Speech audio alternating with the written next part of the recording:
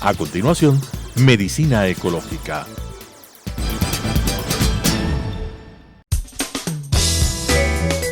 Clasificación A. Apto para todo público.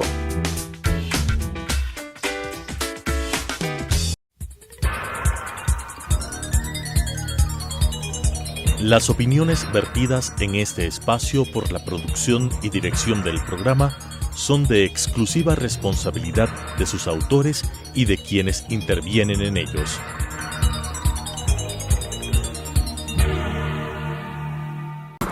Telesucesos Canal 29 UHF presenta Medicina Ecológica, un nuevo enfoque de la salud pública diseñado especialmente para mejorar la salud de todos los habitantes en armonía con la naturaleza.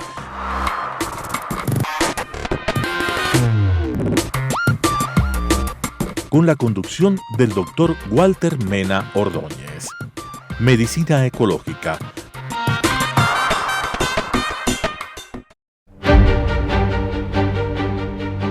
Hidalgo e Hidalgo.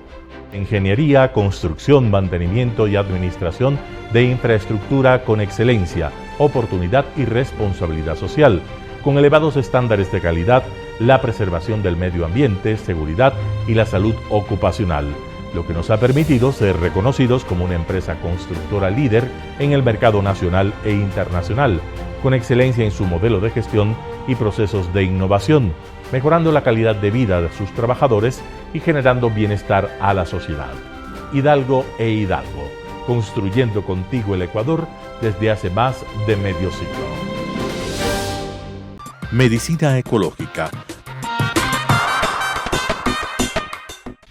Amigos televidentes, es una enorme satisfacción para nosotros continuar con nuestro programa Medicina Ecológica hacia un nuevo enfoque de la salud pública. En esta oportunidad es muy grato para nosotros entrevistar a un amigo y sobre todo especialista en la política nacional y un actor fundamental en la política. Se trata de Marcelo Larrea. Con él vamos a comenzar con algo que nos dé luces sobre cuál es la situación que vive el Ecuador en términos políticos. Luego vamos a ensayar algunas posibilidades de solución a los graves problemas que tiene el Ecuador en este momento. Bienvenido, mi estimado Marcelo. Comencemos entonces con esta parte que nos va a indicar cuál es la situación de nuestra institucionalidad, que yo la calificaría desde ahora como alicaída, ¿no? Puede tener una serie de calificativos, pero es evidente que las instituciones, dígase Presidencia de la República, función legislativa, Administración de Justicia, el famoso Consejo de Participación Ciudadana y Control Social, la función electoral, tienen problemas enormes. Y todo parece indicar que puede zozobrar el Ecuador porque no hay una institucionalidad fuerte, madura y responsable con toda la población. Bienvenido. Primero que todo, para mí es muy grato estar en Telesucesos, en Medicina Ecológica, compartir contigo, Walter, estos minutos de reflexión y análisis de la situación del país. Un honor acompañarte el día de hoy. En realidad, lo que tú caracterizas como una institucionalidad alicaída es una expresión de una profunda crisis del sistema político ecuatoriano, de lo que entre comillas llamaríamos la democracia ecuatoriana. No se origina ahora en la errática conducción del Poder Ejecutivo por el presidente Lasso, en la crisis parlamentaria, en la crisis de los distintos organismos, en la reducción de las Fuerzas Armadas a un observador de la seguridad del país, sino a un actor y un garante de la seguridad del país. No se entiende por qué las Fuerzas Armadas no ejercen su competencia de control de armas, por ejemplo, y en consecuencia tenemos una delincuencia armada que constituye una amenaza a la vida de los ciudadanos, entre otros aspectos. Esta crisis viene de un tiempo atrás, que se manifiesta gravemente en lo que ha sido la deposición de 3 gobiernos constitucionalmente electos, la caída del señor Dají como vicepresidente de la República por un escándalo grave de corrupción, no es de segunda monta, y que revela que el régimen de representación política de la sociedad ecuatoriana ha fracasado, y es un régimen que lo instituyó la última dictadura militar. La última dictadura militar estableció este régimen de partidos, mediante el cual se transfirió a los partidos y a los dueños de los partidos el derecho de elección. No somos los ciudadanos los que elegimos, nosotros votamos pero no elegimos. Quienes eligen son los dirigentes de los partidos, los dueños de los partidos o las chequeras que están atrás de los dueños de los partidos. Y esto ha implicado una destrucción del principio básico de la democracia. La democracia no puede ser sino la representación de la soberanía popular. Por lo tanto, aquí hay un problema fundamental que hay que resolver, que se trató de resolver en la crisis que sobrevino a la deposición del presidente Gutiérrez y que planteó una reforma del sistema electoral para eliminar la partidocracia, no a los partidos políticos, sino a la dictadura de los dueños de los partidos. Ellos tienen una enorme responsabilidad política en el desastre que el país está viviendo actualmente. Pero el señor Correa, en lugar de disolver la partidocracia, creó la hiperpartidocracia, el modelo del partido único y la fragmentación de todos los demás, creando o abriendo las puertas de la construcción de más de 200 organizaciones políticas hasta organizaciones parroquiales, como si la política pudiera reducirse a niveles, el ejercicio del poder político y el destino de una nación a esos niveles, lo cual carece completamente de sentido. Entonces tenemos un régimen político descerebrado, desarticulado, sometido al billeteo y a la corrupción. Y esto es lo que permite que tengamos gobiernos sin legitimidad política. Marcelo, y esos gobiernos sin legitimidad política no tienen autoridad tampoco, autoridad legítima para poner el país en el camino en el que se le debe poner. Esto que tan bien y tan claramente expones tú, parece que se ha evidenciado en los últimos años y se expresa a través de 2 tendencias, me parece, claras. La alicaída democracia a la que hemos hecho referencia y la concepción dictatorial, autocrática del poder. ¿Qué nos puedes decir respecto del daño profundo que hizo a la mentalidad de los ecuatorianos esta concepción del poder, encarnada por el señor Correa? Claro, ahí hay una pretensión de sustituir la democracia por una suerte de monarquía, ¿no? Y eso es, o sea, el planteamiento del señor Correa de la reelección indefinida fue una reedición de los métodos de dominación política de Somoza, de Stroessner, y este tipo de dictaduras de derecha, y también de las dictaduras de izquierda, como la del señor Ortega de Nicaragua, que carecen completamente de sentido. La sociedad ecuatoriana procede de la milenaria nación de Quito, que era una nación comunitaria, donde el ejercicio del poder era el ejercicio por la sabiduría, ¿no? La sabiduría es la que debe ejercer el poder. Y ese ejemplo de las sociedades prehispánicas de nuestra nación es un ejemplo para el mundo entero. Un elemento cultural muy absolutamente fundamental. O sea, el poder no puede ser sujeto de manipulación en función de intereses particulares, legítimos o no, de nadie, ¿no? El poder tiene que ser ejercido por la sabiduría en función del interés común. Esos principios fundamentales han casi completamente desaparecido del régimen político ecuatoriano. Marcelo, una vez que hemos hecho una panorámica, ¿no es cierto?, respecto de lo que está ocurriendo en el país en materia política, avancemos a algo crucial, determinante a mi modo de ver, que es la situación que vive la institución Presidencia de la República. En este momento se ha planteado un juicio político y hay probabilidad, pongámoslo así, probabilidad de que en el curso del próximo mes ya no tengamos presidente. O tengamos presidente por 6 meses, decía, un buen presidente que trabaje, ¿no es cierto?, a través de decretos ejecutivos por el país, haga un buen gobierno de 6 meses. O también podría ocurrir que haya un mal gobierno de 2 años. ¿Cuál es tu parecer? Esta es una situación sumamente crítica.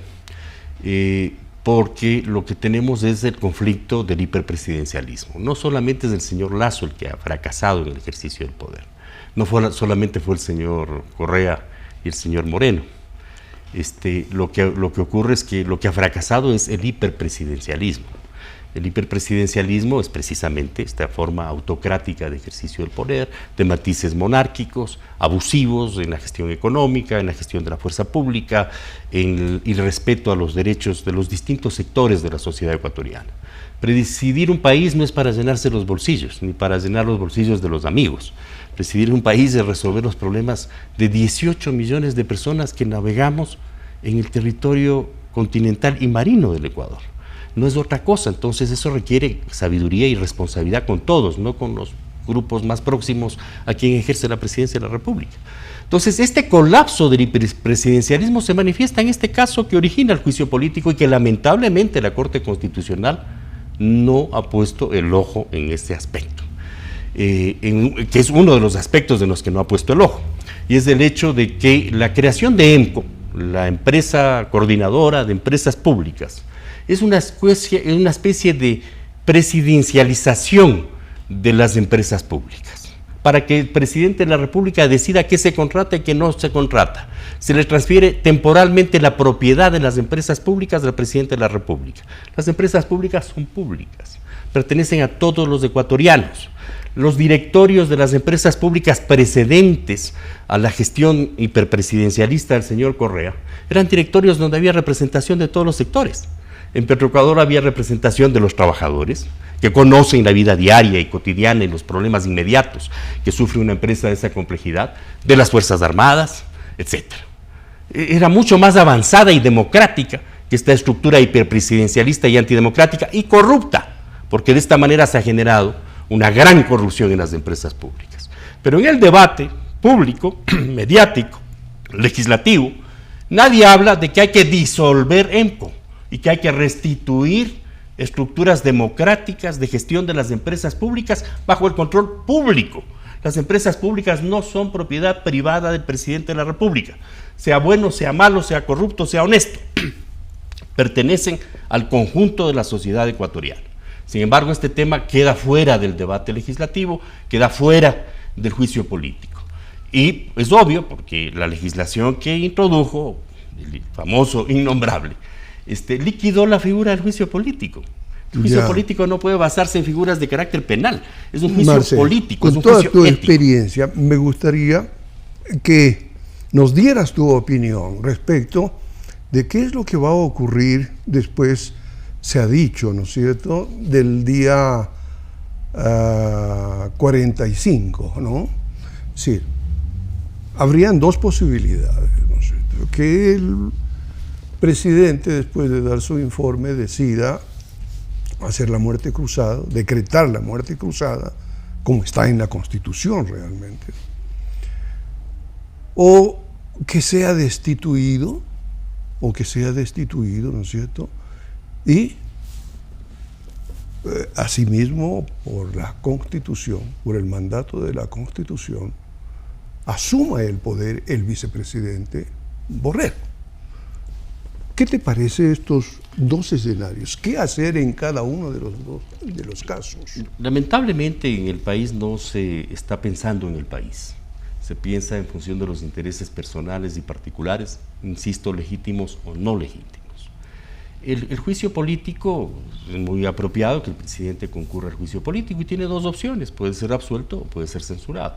Al parecer, las expectativas de censura del presidente tienen que ver no solamente con el elemento propio del juicio político, sino con el hecho de que el presidente ha trabajado durante estos casi 2 años de ejercicio del poder en liquidar su propia legitimidad política.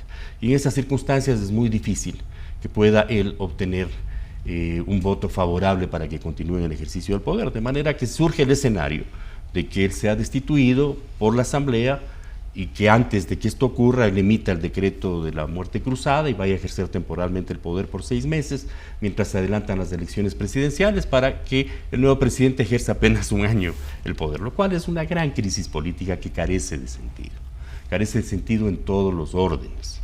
En consecuencia, lo recomendable sería que el presidente Lasso piense en el país, si él va a ser destituido o fuese destituido en la Asamblea Nacional y no pudiese establecer una mayoría que le permita continuar en el ejercicio del poder, debería renunciar y habilitar el camino para que el vicepresidente de la República concluya su mandato. Y el vicepresidente de la República, consciente de la gravedad en la que se debate el país, consciente de la necesidad de unir al país y de resolver sus problemas fundamentales, construye un gobierno de unidad nacional, el cual lamentablemente ya el señor Lasso no lo puede hacer, porque ha perdido las posibilidades de convocatoria al conjunto de la sociedad ecuatoriana por sus propios errores, sí, pero también, obviamente, por lo que todo presidente tiene que enfrentar, que es a veces oposiciones irracionales, a veces oposiciones fundamentadas, pero no ha escuchado ni a unas ni a otras, y en consecuencia lo que tenemos es el derrumbe de un gobierno. El mantenimiento de un gobierno derrumbado durante 2 años será trágico para el país. Implica confrontaciones, enfrentamientos y además un crecimiento de la inseguridad, no solamente de la inseguridad física, de la vida, del derecho a la vida de los ecuatorianos, sino una inseguridad de la actividad productiva y de la vida en todos los Marcelo, qué importante lo que acaba de decir. Es una salida realista, constitucional, legal. Hay un gobierno que fracasó. La Constitución dice, asume el vicepresidente. Háblanos sobre este gobierno de concentración nacional, que es el que necesita realmente el país con urgencia. Bueno, no es la primera vez que el país enfrenta una crisis de esta naturaleza, tal vez no en la gravedad que la estamos viviendo ahora, pero si nos acordamos cuando colapsó la dictadura militar de la década del 60, colapsó por un detalle bien importante desde el punto de vista de una de las disputas actuales más importantes que también está oculta mediáticamente, que es el problema del mar. Colapsó porque surgió a la superficie que la dictadura había suscrito un acuerdo secreto con el gobierno de Estados Unidos, permitiéndole pescar en nuestras aguas territoriales. Cuando se conoció este modus vivendi secreto, la dictadura colapsó como un castillo de naipes. Y en consecuencia surgió un gobierno de unidad nacional que fue representado por Clemente Llero Vindaburo. Él había sido ministro de Finanzas, de Economía del presidente Galo Plaza, había sido uno de los impulsores con el socialista Colón Serrano de lo que fue el boom bananero, cuyo propósito no era que los exportadores del banano se enriquezcan, sino que la economía del país se enriquezca. Lamentablemente esto fue completamente distorsionado y los productores bananeros reciben precios miserables por sus productos y las grandes ganancias se acumulan en el exterior y no en el país y no benefician a la economía ecuatoriana. Pero el modelo original que generó el boom bananero es realmente 500 años luz de lo que tenemos ahora. Pero quería referirme a estos son los antecedentes de este personaje que fue Clemente Llero Vindaburo. Él formó un gobierno de unidad nacional. Ahí estaban figuras prominentes de la izquierda, por ejemplo, Luis Monsalve Pozo, un prominente intelectual cuencano, indigenista, una figura de primer orden. En general, el presidente Clemente Llero se preocupó de armar un gabinete con representación de todas las tendencias políticas del país, derecha, centro, izquierda, que le garanticen un gobierno de transición y de reinstitucionalización. El canciller fue Jorge Salvador Lara, que además fue canciller precisamente porque él es uno de los diplomáticos ecuatorianos que participaron en la suscripción de la Declaración de Santiago que estableció nuestra soberanía territorial sobre 200 millas de mar. Y una de las principales gestiones que hizo el presidente Clemente Llero fue introducir un conjunto de normas en el Código Civil que consolidan jurídicamente los derechos ecuatorianos sobre su mar territorial a nivel de su soberanía sobre las aguas, sobre los fondos marinos, sobre los zócalos y las plataformas submarinas, sobre el espacio aéreo, en una contribución extraordinaria al derecho ecuatoriano del mar y al derecho universal del mar. Autor Jorge Salvador Lara atrás de esto. Y era necesario que así sea. Era un hombre, él obviamente, conocido en la historia del país como un hombre de derecha, pero profundamente comprometido con el interés de la nación. El país requiere ahora un gobierno de unidad nacional. Un gobierno de unidad nacional de Llero condujo a una asamblea constituyente. Ahora todos los sectores parece que están de acuerdo en que haya una asamblea constituyente. Habrá que analizar primero la conformación de un acuerdo que tenga sentido para que el país vaya hacia un proceso constituyente. De otra manera, lo que podemos tener es que un parto de los montes que sea peor que lo que actualmente tenemos. A eso iba, ¿no? De pronto, si no estamos preparados suficientemente, podría ocurrir que el señor Correa retome el poder, lo cual sería equivalente al parto de los montes, ¿no? Ahora, esto resulta, yo creo que para el público, para todos los ecuatorianos, esto que tú has dicho, importantísimo. Es una guía precisa, ¿no es cierto? Un gobierno de conformación diversa, variada en términos ideológicos. Aquí lo que interesa es el gobierno democrático, es decir, el gobierno del pueblo por y para el pueblo, ¿no? Se trata de eso, ¿no? No se trata de darle la batuta, ¿no es cierto?, a la izquierda, a la derecha o a cualquier tendencia política. Se trata de pensar en el país, definitivamente. Y esto es lo que se debe impulsar, a mi modo de ver. Bueno, yo estoy haciendo las preguntas y estoy opinando. Perdón a la audiencia, ¿no? Muy bien. Bueno, yo creo que otra de las cosas que tú nos puedes precisar es este rumor o este planteamiento que me parece precipitado en este momento, que antes de que se produzca una decisión en cualquier sentido en la Asamblea se esté proponiendo sustituir al gobierno. Eso me parece, yo no soy político ni jurista, pero que creo que cae en la conspiración, ¿no? Otra cosa es la opinión que puedes tener tú, que puedo tener yo, respecto de lo que está ocurriendo en el país. Y no creo que exista un escenario de este tipo. Creo que hay mucha agitación en ese sentido, pero posibilidades de que eso tenga éxito no le encuentro sentido. No, fundamentalmente el país requiere una solución en función del interés del país y espera del presidente de la República su renunciamiento, su generosidad con el país. Si lamentablemente su gobierno ha llegado a las gravísimas circunstancias en las que se debate, con un nivel de aceptación tal vez el más bajo de la historia del país, si está cercado por una oposición en muchos casos inescrupulosa, si no tiene la sensibilidad para escuchar a los sectores de oposición y críticos que fundamentan sus posiciones, evidentemente ha fracasado, es lamentable. Pudo dar un gran salto histórico en el país, siendo un gobierno de minoría, con un bloque legislativo que no llega a constituirse como bloque, con apenas 11 legisladores. Él pudo haber dado el salto hacia un tipo de democracia parlamentaria, hacer un gobierno parlamentario, constituir una mayoría parlamentaria sobre la mesa para que las distintas tendencias representadas en el Parlamento que ingresen a su gobierno se responsabilicen de las tareas fundamentales de gestión de la cosa pública. Pero lo que él hizo es reeditar el mismo modelo hiperpresidencialista que caracterizó la gestión del señor Correa, en condiciones distintas. Y eso le ha conducido lamentablemente a un fracaso, no solo personal, lamentable por supuesto, sino además a un fracaso para el país. Y es hora de volver los pies sobre los zapatos y pensar en el país. Eso es lo que tenemos que decirle al presidente Lazo. Pensar en el país, para el país y por el país. Hacer una democracia real, efectiva, ética. Tú señalaste con mucha claridad la importancia que tiene tener un presidente interino que se rodee de personas honestas y capaces. Quisieras hacer un ejercicio actualizado respecto de qué nombres, ¿no es cierto?, podrían hacer ese papel hoy, que atravesamos una situación tremendamente difícil. Realmente es insólito, pero la representación política ha llegado al más bajo nivel. Y este es un país de gente brillante.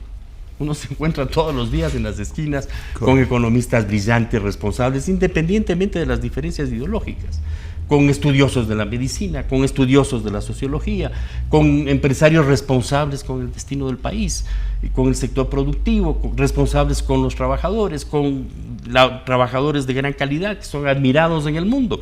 La migración nos ha demostrado que los trabajadores ecuatorianos son extraordinarios también, son tan buenos como en su ámbito es el banano, es el camarón, son las flores, son muy apetecidos en los países donde vamos los ecuatorianos a trabajar, condenados por estas crisis económicas, sociales y políticas a la inmigración. Entonces sí, hay hay personalidades de distinto orden en las distintas tendencias que pueden ingresar en un gobierno de esta naturaleza. Yo sugeriría, tú me dices que ensaye nombres, es delicado naturalmente, porque no me corresponde, pero si se diese el caso de que el vicepresidente Borrero asumiese el poder, ahí en Cuenca hay gente muy destacada y valiosa que puede formar parte de un gobierno de unidad nacional, Gustavo Vega, Simón Espinosa, más allá de las afinidades y diferencias ideológicas. El país requiere un gobierno que garantice el equilibrio y la estabilidad en el ejercicio del poder. Hay personalidades brillantes en otras ciudades del país. En Quito tenemos a personas como Alberto Acosta, como Napoleón Saltos, que están en otra perspectiva política, porque tienen que hacer una contribución fundamental en la estabilidad política del país. Para citar solo 2 nombres. En Guayaquil igualmente hay una profusión de gente valiosa que puede contribuir a la formación de un gobierno verdadero de unidad nacional. Nos están indicando que se nos ha terminado el tiempo. Yo quiero agradecerte mucho por la claridad con que expresas tus ideas en torno a solucionar los problemas que vive el Ecuador. Y a ustedes, amigos televidentes, nuestro agradecimiento, así como a nuestros auspiciantes, Hidalgo Constructores. Los esperamos para el próximo programa. Medicina ecológica.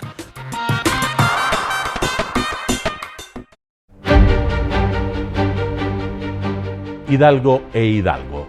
Ingeniería, construcción, mantenimiento y administración de infraestructura con excelencia, oportunidad y responsabilidad social, con elevados estándares de calidad, la preservación del medio ambiente, seguridad y la salud ocupacional, lo que nos ha permitido ser reconocidos como una empresa constructora líder en el mercado nacional e internacional, con excelencia en su modelo de gestión y procesos de innovación, mejorando la calidad de vida de sus trabajadores y generando bienestar a la sociedad.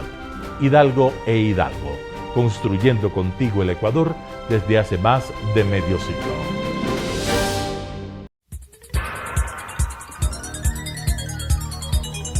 Las opiniones vertidas en este espacio por la producción y dirección del programa son de exclusiva responsabilidad de sus autores y de quienes intervienen en ellos.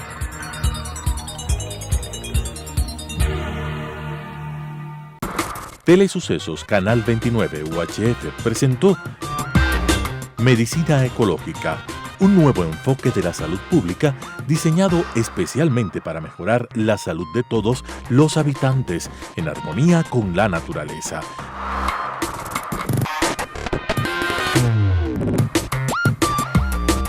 Con la conducción del Dr. Walter Mena Ordóñez. Medicina Ecológica,